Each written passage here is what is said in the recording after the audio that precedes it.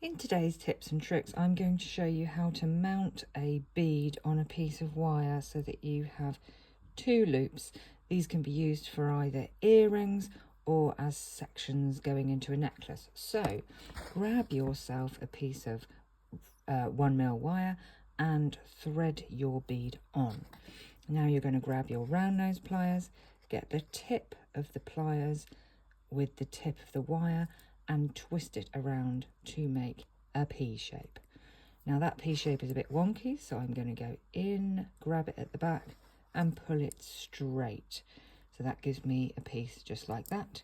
Slide your bead up to the top of the wire, go in with your wire cutters and cut about 1 centimetre off underneath. Now you're going to make sure that you are holding your thumb at the bottom so that it doesn't slide.